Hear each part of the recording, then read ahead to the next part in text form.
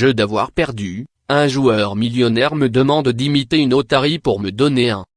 Ces joueurs étaient déjà trop fortunés pour avoir à gagner leur vie avec des cartes, je devais leur vendre du rêve, se souvient Molly, comme nous vous le racontions ici. Fini le sous-sol du VIP Room, Molly prend rendez-vous au culot dans des palaces de Los Angeles.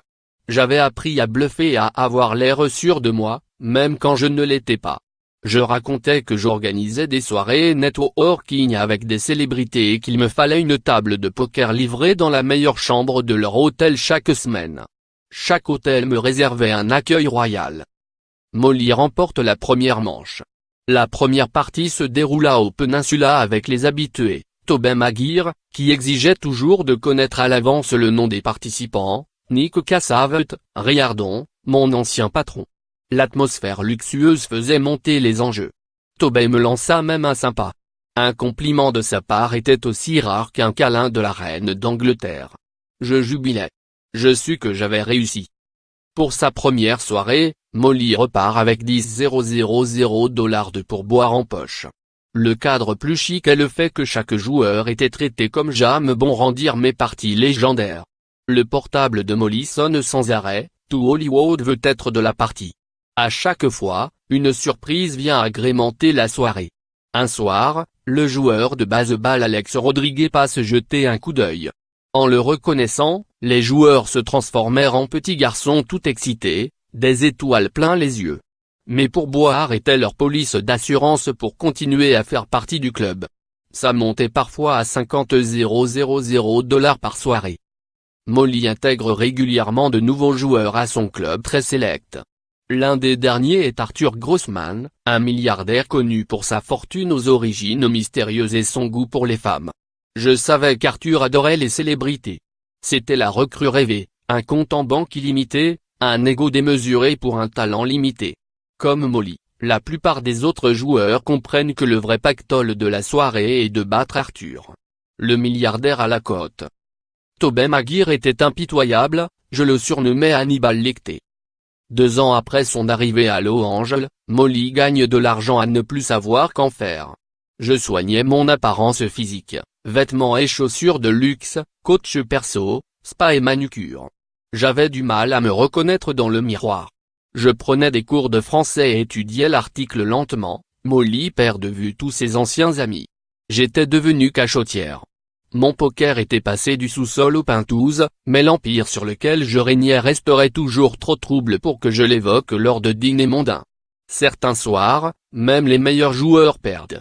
Un principe qu'un refuse.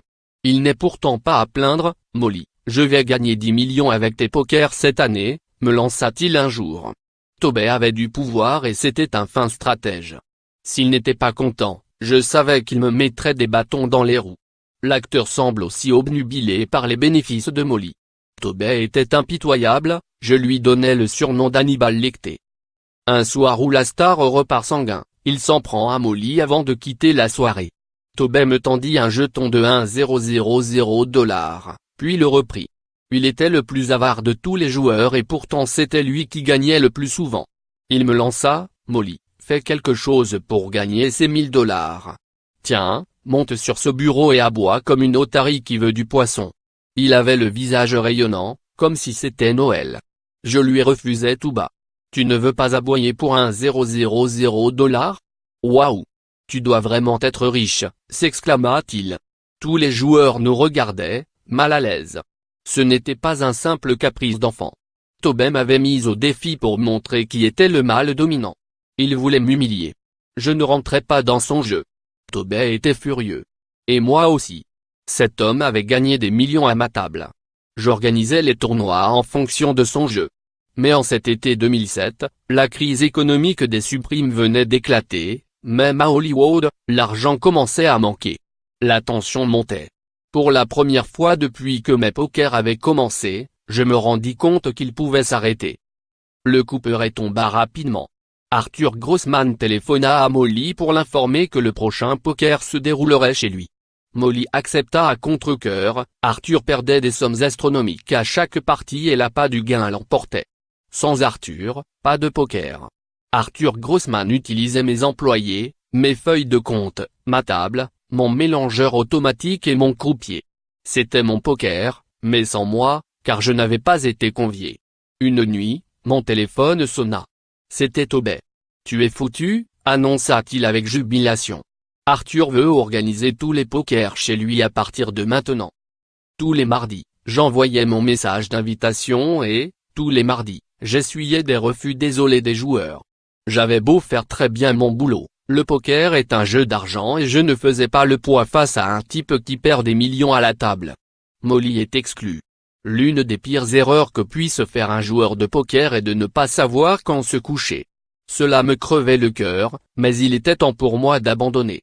Je rêvais de New York, je décidai alors de transférer mes parties dans la ville qui ne dort jamais. Son histoire vous a plu?